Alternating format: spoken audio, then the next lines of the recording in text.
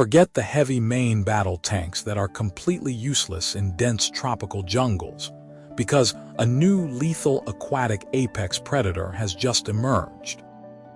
The Indonesia Rabdan 8x8 amphibious infantry fighting vehicle has officially entered its critical field evaluation phase in mid-2026, sending shockwaves across the strategic sea lanes of Southeast Asia. Weighing nearly 30 tons and engineered with cutting-edge Middle Eastern technology from the Edge Group, this massive armored platform is designed to charge straight into high-intensity littoral zones where traditional mechanized units are completely defenseless. On paper, for a military responsible for a sprawling archipelago of over 17,000 islands, their only tactical salvation against modern anti-access area denial threats would be a fast, heavily armed platform that can swim through rough ocean waters and hit the beach with overwhelming firepower. For decades, Indonesian planners watched as their older, vulnerable assets became completely exposed to precision-guided weapons, leaving their coastlines critically open to hostile incursions.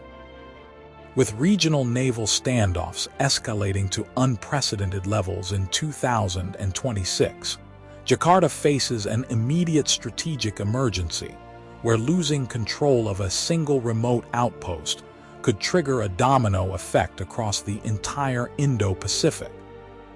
Will this new 30-ton amphibious powerhouse successfully reshape the balance of power in the region?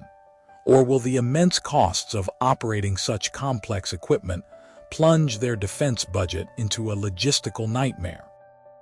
Leading global defense analysts argue that the introduction of the Rabdan 8x8 marks a dangerous turning point for neighboring states, who must now completely recalculate their own coastal defense strategies. Before we go on, do you think this massive amphibious vehicle will actually secure the region, or is it just an expensive gamble? Smash that subscribe button right now to stay updated on the world's most advanced military technology. And tell me where you are watching from. To fully comprehend why this strategic shift is happening right now, we must examine the severe technical vulnerabilities that previously left the Indonesian Marine Corps in a highly critical position. For decades, their mechanized amphibious fleet relied heavily on aging Soviet-era platforms such as the BTRfifty armored personnel carrier and the P-76 amphibious light tank, both originally designed in the early 1950s. On the modern battlefield of 2026, these vintage platforms are fundamentally obsolete.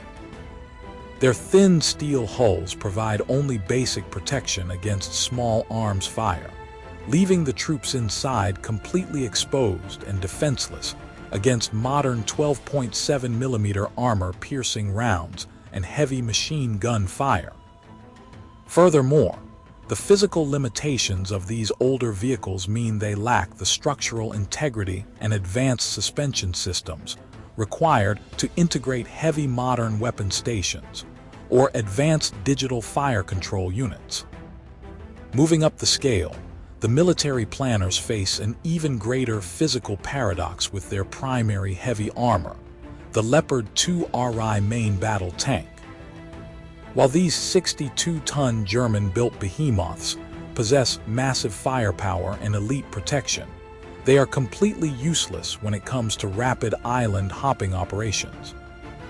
Their immense weight far exceeds the maximum structural load capacity of the weak civilian bridges and rural roads found throughout remote provinces like Kalimantan or Papua. Attempting to deploy a 62-ton tank across marshy terrain or unstable coastal soil results in the vehicle sinking immediately into the mud, rendering it a static, defenseless target for hostile precision-guided weapons. This created a massive tactical gap, where Indonesia possessed heavy firepower that could not move, and highly mobile amphibious units that could not survive. This severe operational bottleneck meant that any sudden hostile incursion on a remote island would leave local defenders completely isolated without any viable heavy mechanized support during the critical opening hours of a conflict.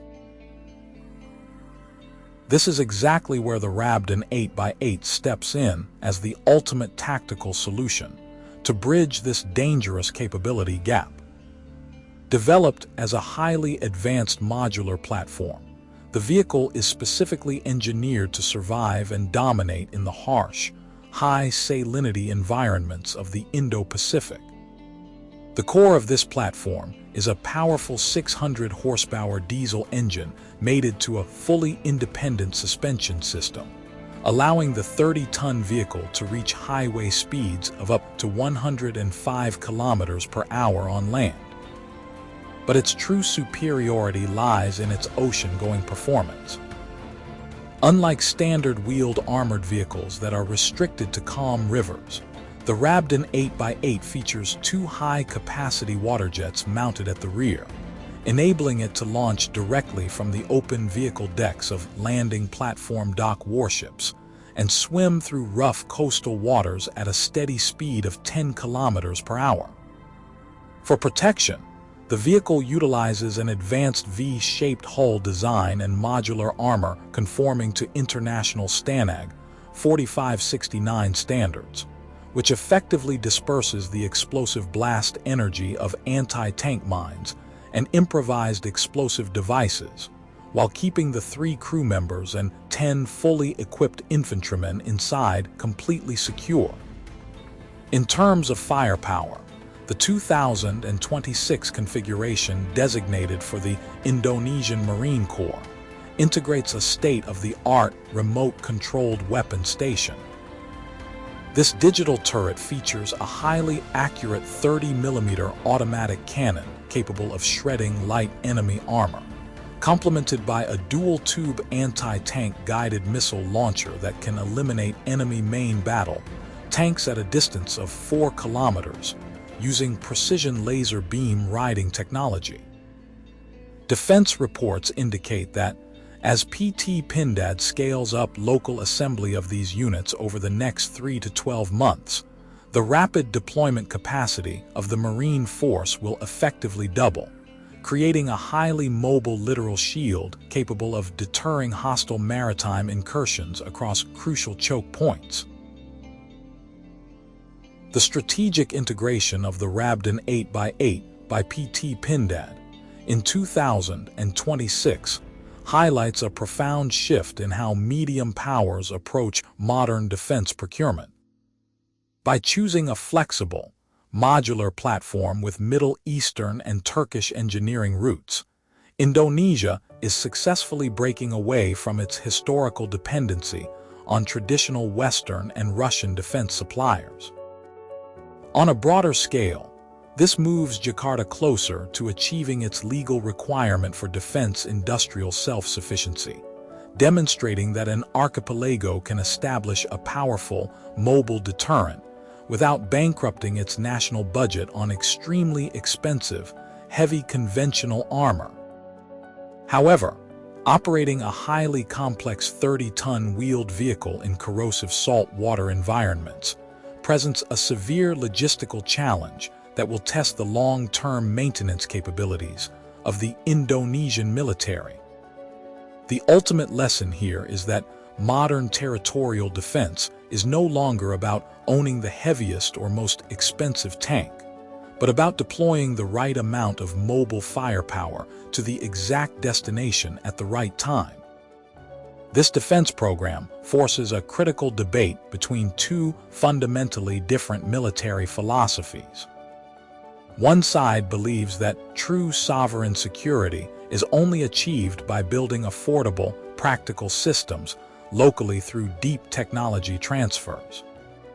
The opposing view argues that, against major global threats, a nation must invest in the absolute highest tier of integrated military hardware from global superpowers, regardless of the political strings attached. If you were a chief defense strategist, would you prioritize local industrial independence through platforms like the Rabdan 8x8? Or would you put your faith in established superpower technology? Share your detailed thoughts in the comments section below. Hit that like button and subscribe to the channel for more deep military analysis. Thank you for watching, and we will see you in the next video.